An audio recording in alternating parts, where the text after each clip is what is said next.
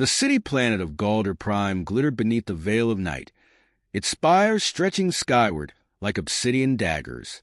Neon lights pulsed in rhythmic patterns, casting vibrant reflections on the rain-slicked streets below. Above the cacophony of bustling crowds and distant hovercraft engines, Rombeck moved silently, an indistinct shadow among the glittering chaos. Cloaked in adaptive camouflage, his form shimmered faintly, blending seamlessly with the ever-changing hues of the cityscape. He paused on a high ledge overlooking the Imperial Diplomatic Center, a fortress of glass and steel bristling with armed guards and automated defense turrets. The gala inside was in full swing, a celebration of unity orchestrated by the Empire to solidify its control over the peripheral colonies. Among the guests was General Richard Hudson, Earth's chief diplomat, a man Rombeck had been sent to kill. Rombeck's hand hovered over the sleek device on his wrist, adjusting the cloaking field to mask him from the infrared scans sweeping the perimeter. His crimson eyes flickered as he calculated his approach. The Empire's instructions had been clear: eliminate Hudson and send a message. The subtext was unmistakable. Earth's growing defiance needed to be crushed before rebellion could fester. As Rombeck slipped past the first wave of security drones, his every movement calculated and precise, his thoughts lingered on his target. General Hudson was no ordinary diplomat.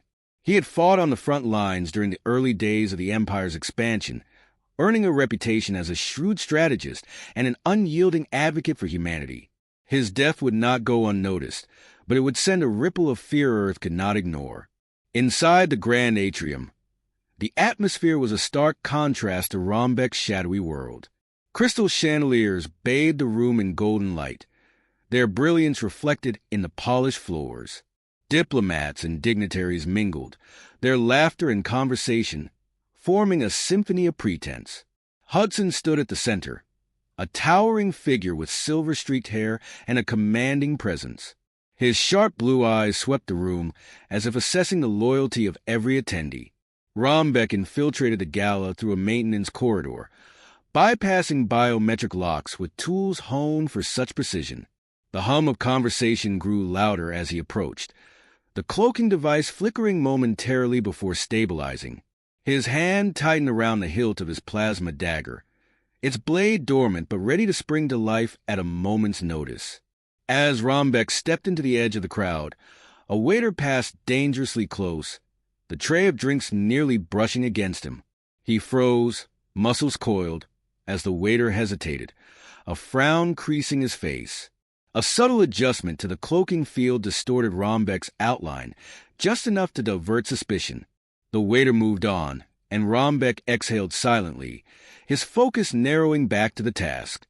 General Hudson moved toward a secluded alcove, his expression betraying a rare moment of unease. Rombeck followed at a calculated distance, his steps soundless against the marble floor. The crowd thinned as they approached the alcove, its dim lighting casting long shadows that danced with the shifting movements of the gala.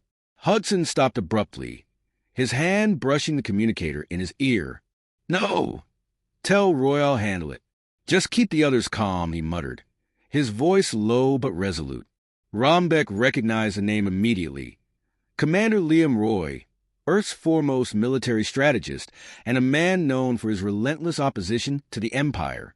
If Roy was involved, this operation carried implications far beyond a simple assassination. Rombeck drew closer, positioning himself just behind a decorative pillar. The plasma dagger vibrated faintly in his grip, its energy primed for the strike. Hudson turned, his sharp gaze sweeping the shadows, his instincts honed from years of combat. For a brief moment, Rombeck wondered if the general could sense him despite the cloaking. "You don't understand what you're awakening," Hudson said suddenly, his voice cutting through the tension like a blade. The statement wasn't directed at anyone present, but it lingered in the air, heavy with foreboding. Rombeck hesitated, a rare lapse in his otherwise flawless execution. The moment passed. With a single, fluid motion, he stepped forward, the dagger igniting in a blinding arc of light. Hudson's eyes widened, but his reflexes were too slow to counter the assassin's precision.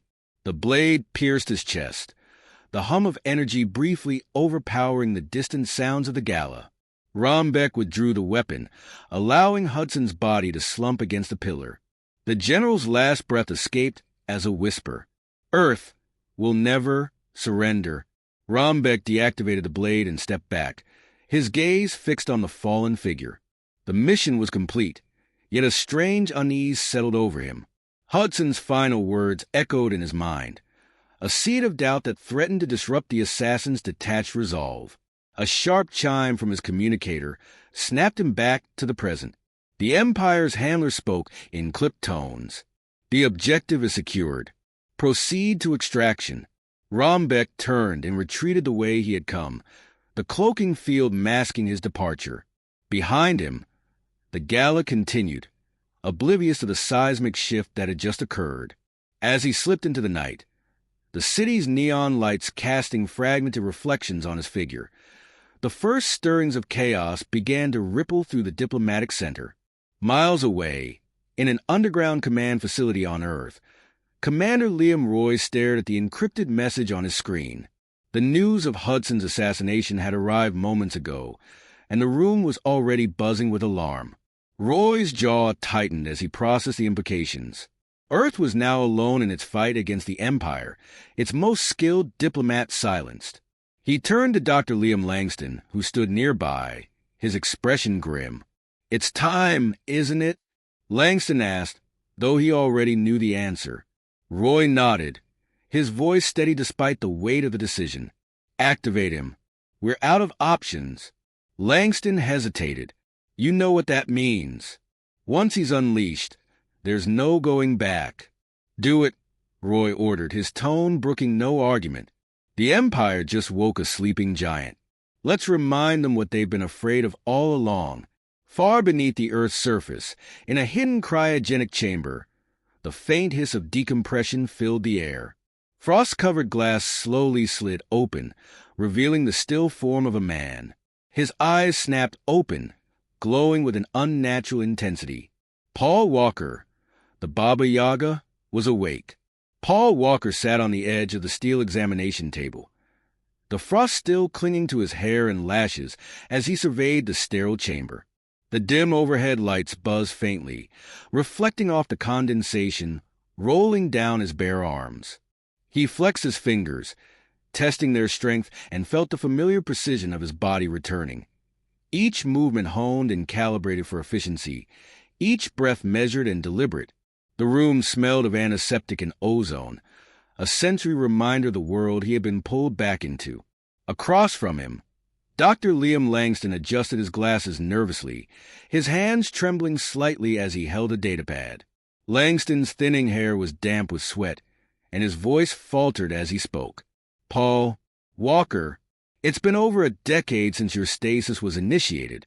You may feel—" "I feel fine," Walker interrupted, his voice low and gravelly, carrying a weight that silenced the doctor instantly. He swung his legs off the table, standing to his full height.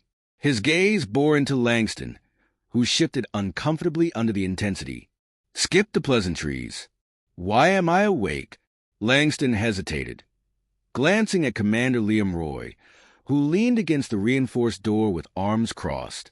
Roy was a stark contrast to the nervous scientist, his demeanor calm but commanding. His close-cropped hair and scarred jawline gave him the air of a man who had seen too many battles and survived them all. He pushed off the door and stepped forward, meeting Walker's eyes without flinching. "General Hudson is dead," Roy said bluntly. "Assassinated by the Empire. Their top operative infiltrated Galder Prime and executed him in cold blood. Earth's leadership is in disarray, and the Empire isn't stopping here. They're planning something bigger, something we can't afford to ignore." Walker's expression remained unreadable, though a flicker of recognition crossed his eyes at the mention of Hudson. "And you think I care?" Roy didn't waver. "You should. Hudson believed in you, even when the rest of us thought you were a monster. He fought to give you a second chance, to let you choose your fate. Now he's dead, and the Empire is making its move.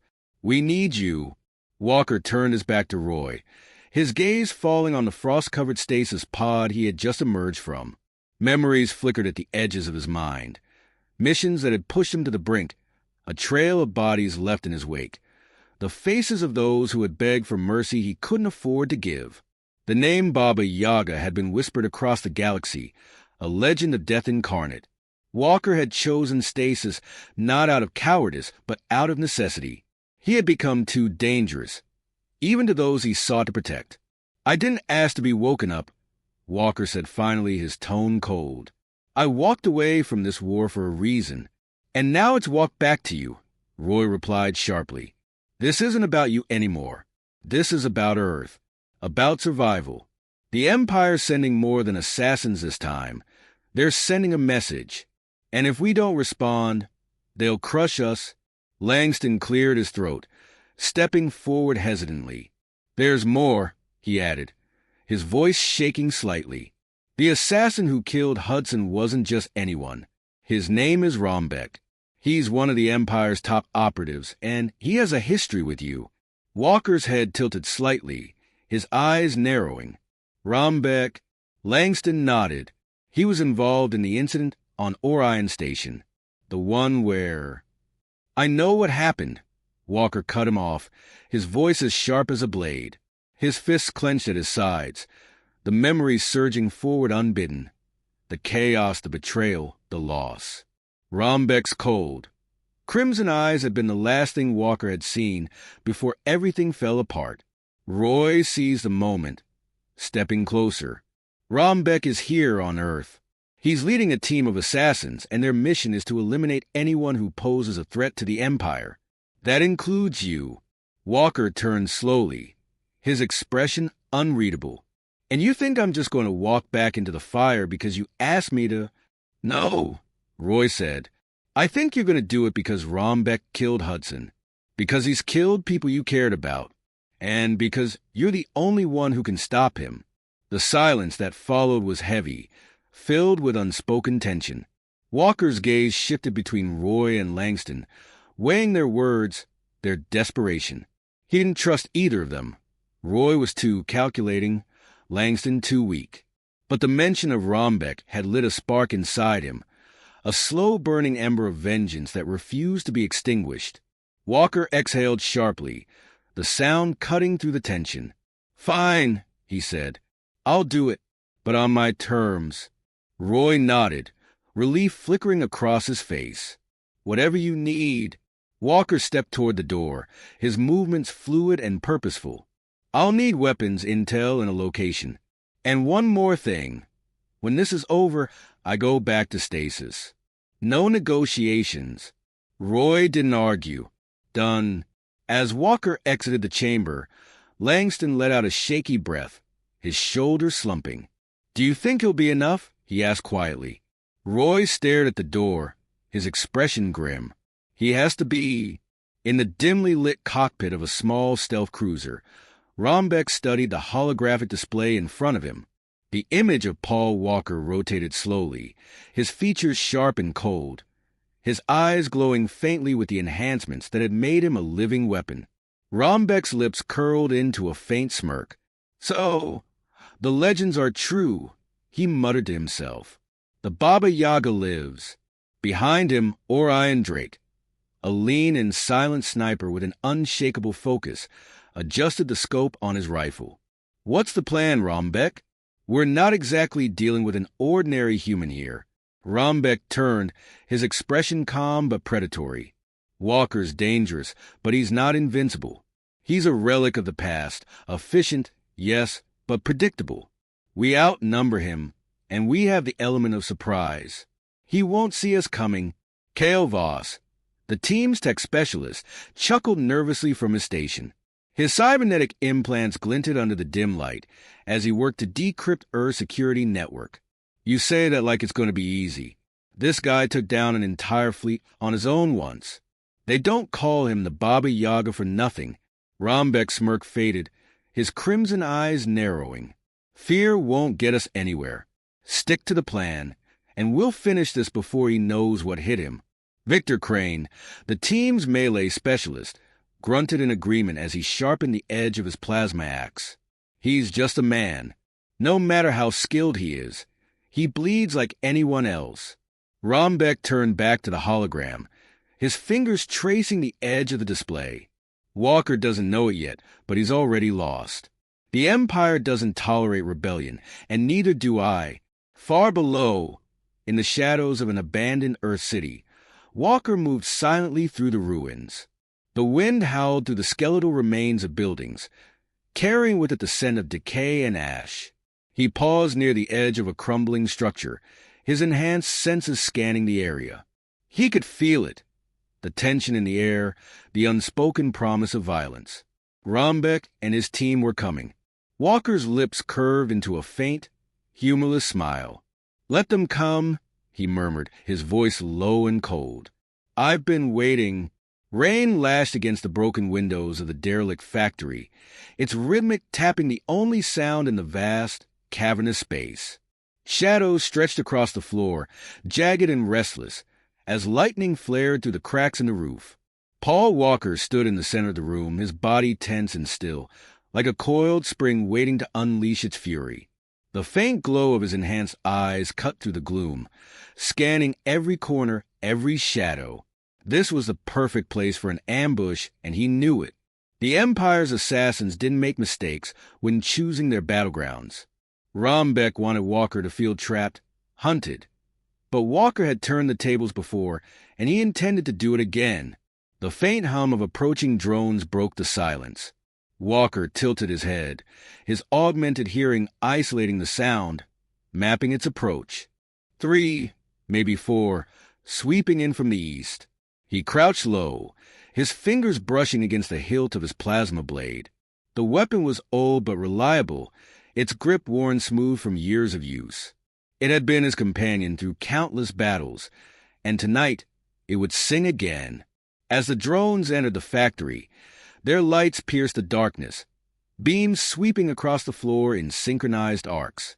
Walker waited, his breathing slow and steady. Patience was a weapon, one he wielded as skillfully as any blade. The first drone passed within striking distance. Its metallic were a low hum of efficiency. Walker struck with surgical precision, his blade igniting in a flash of blue light. The drone sparked and collapsed, its remains clattering to the ground.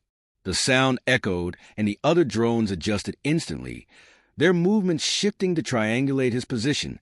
Walker rolled to the side, avoiding a hail of plasma bolts that scorched the concrete where he had just been. He moved like a phantom, his body a blur as he dispatched the next 2 drones with fluid strikes. Sparks rained down as the last drone fell, its core severed by a single, decisive blow.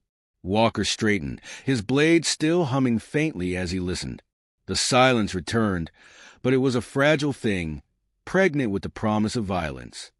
He could feel the presence of his enemies now, their footsteps muffled but distinct, their movements disciplined and deliberate. Rombeck's team was here.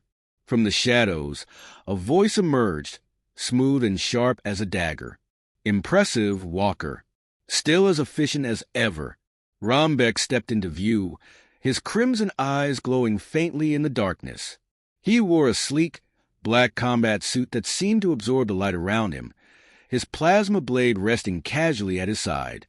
Behind him, his team spread out, each operative taking position with practiced ease. Orion Drake had his sniper rifle trained on Walker, the barrel glinting faintly in the dim light. Kale Voss worked his interface, his cybernetic fingers dancing across a holographic display. Victor Crane held his plasma axe at the ready, his bulk radiating menace. Walker didn't flinch, his gaze locked onto Rombeck, unblinking. "Rombeck, it's been a long time." "Not long enough," Rombeck replied, a smirk tugging at his lips. "You've been quite the ghost, Paul. But every ghost eventually gets exorcised." Walker's grip on his blade tightened, but his voice remained calm. "You killed Hudson." Rombeck tilted his head, feigning innocence. "Ah, yes, General Hudson. He was a stubborn man, but effective in his own way. I suppose you're here to avenge him? Or is this just another chapter in your never-ending crusade?" Walker took a step forward, his presence filling the space like a storm on the horizon. "You didn't come here to talk." "No," Rombeck admitted, his smirk fading. "I came here to finish what I started. And this time, you won't walk away." The tension snapped like a bowstring. Orion fired the first shot, his sniper bolt streaking through the air with lethal precision. Walker moved before the trigger was fully pulled, the plasma bolt searing past him as he lunged toward cover. The factory exploded into chaos as Kale unleashed a swarm of microdrones, their metallic bodies buzzing like angry wasps as they darted toward Walker. Walker spun, his blade cutting through the drones with mechanical efficiency, each strike accompanied by a burst of sparks. He dashed toward the shadows, his enhanced speed turning him into a blur as Victor charged, his plasma axe swinging in a wide arc. The axe slammed into the floor where Walker had been moments before, the impact sending a shockwave that cracked the concrete. Victor roared, turning to follow Walker's movements, but Walker was already behind him. A swift kick to the back of Victor's knee sent the larger man stumbling, and Walker capitalized, driving his blade into the vulnerable joint of Victor's armor. The assassin let out a guttural cry as he fell, his weapon clattering to the ground. Kale's drone swarmed again, forcing Walker to retreat. Plasma bolts rained down from Orion's perch, each shot calculated to box Walker in. Rombeck watched from a distance, his expression cold and calculating, waiting for the perfect moment to strike. Walker's mind raced as he assessed the battlefield. He couldn't fight them all at once. They were too coordinated, too well-trained. He needed to disrupt their rhythm, to turn their precision into chaos. Spotting a cluster of old fuel canisters near the far wall, he made his move. With a burst of speed, Walker darted toward the canisters, drawing fire from Orion and the remaining drones. As the plasma bolt struck the canisters, a deafening explosion tore through the factory, engulfing the area in fire and smoke. The shockwave knocked Kale off his feet, his interface sparking wildly as he struggled to regain control. Orion cursed, his line of sight obscured by the thick smoke. In the chaos, Walker struck. He appeared out of the smoke like a wraith, his blade slicing through Kale's interface before the tech specialist could react. Sparks erupted as Kale fell, his drone spiraling out of control and crashing into the walls. Orion scrambled to reposition, but Walker was already on him. The sniper fired a desperate shot, but Walker deflected it with a flick of his blade. In a fluid motion, he disarmed Orion, sending the rifle skidding across the floor. A swift strike to the side of Orion's head left him unconscious. That left Rombeck. The two men faced each other across the ruined factory, the air thick with smoke and the smell of scorched metal. Rombeck's smirk had returned, but it was sharper now, tinged with anticipation. He ignited his plasma blade, its crimson glow bathing his features in an eerie light. "You've improved," Rombeck said, his voice almost admiring. "But you're still just a man." Walker stepped forward, his blade held steady. "And you're still just a coward hiding behind orders." Rombeck's smirk faltered, his expression hardening. Without another word, he lunged, their blades clashing in a shower of sparks that illuminated the destruction around them. Each strike was precise, each movement a testament to their training and experience. They danced through the chaos, neither giving an inch, their every motion a test of will as much as skill. The fight pressed on, the air crackling with energy. Walker could feel the weight of the battle bearing down on him, but he pushed it aside, focusing on the man in front of him. Rombeck was fast, his strikes relentless, but Walker had something Rombeck lacked, a purpose greater than himself. With a sudden burst of strength, Walker disarmed Rombeck, sending his blade spinning across the floor. Rombeck stumbled, his composure faltering as Walker pressed the tip of his blade to Rombeck's throat. "It's over," Walker said, his voice like steel. Rombeck's lips curled into a defiant smile, even as blood trickled from the corner of his mouth. "Not yet." Before Walker could react, Rombeck's hand darted to his belt, activating a hidden device.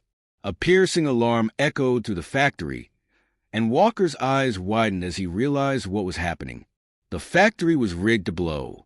The alarm blared, its piercing wail reverberating through the shattered walls of the factory. Paul Walker's eyes flicked to the blinking red lights now embedded across the structure.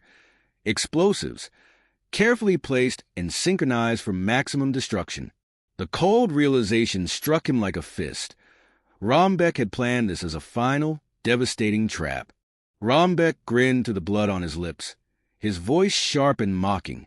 "You didn't really think this was just a fight, did you? You walk away, Walker, and you let the Empire win. Or you die here, and they still win. Either way, your story ends tonight." Walker's blade remained steady at Rombeck's throat, his mind racing. He had mere minutes, perhaps less, before the entire factory was reduced to rubble. He could kill Rombeck now, but that wouldn't stop the countdown. The assassin wanted to drag him into a no-win scenario, a move that had all the hallmarks of the Empire's ruthlessness. Walker stepped back, his voice cold and deliberate. "You're a pawn, Rombeck, a disposable piece on their board. The only thing your death accomplishes is giving me another name to cross off my list." Rombeck rose slowly, his smirk faltering at Walker's words. Big talk for a man who's about to die. Ignoring the taunt, Walker turned to the unconscious bodies of Rombeck's team scattered across the room. Kale's shattered interface, Orion's broken rifle, Victor's discarded axe. All signs of a squad that had underestimated him. But Walker knew there was still something he could salvage. Moving quickly, he ripped Kale's damaged interface from his wrist, the device sparking as he wired it into his own communicator. "Come on, you piece of junk," he muttered, his fingers flying over the controls. The device flickered to life, its holographic display glitching but functional. It was enough. Rombeck's expression darkened as he realized what Walker was doing. "You think you can disarm my failsafes? They're encrypted. You'd need a miracle to—" "I don't need a miracle," Walker snapped, his focus unwavering. "Just time." Rombeck lunged, drawing a hidden blade from his boot, but Walker was ready. He pivoted, catching Rombeck's wrist in a vice-like grip and twisting the blade free. With a brutal kick, he sent Rombeck sprawling across the floor. The assassin groaned, his composure cracking as he struggled to rise. "You're done," Walker said, his voice low and final. He turned back to the interface, working furiously as the timer on the explosives ticked down. 30 seconds. 29. 28. The interface fought him at every turn, its corrupted system resisting his commands. Sweat dripped down Walker's face as he bypassed firewalls and rerouted circuits, his enhanced reflexes the only thing keeping him ahead of the clock.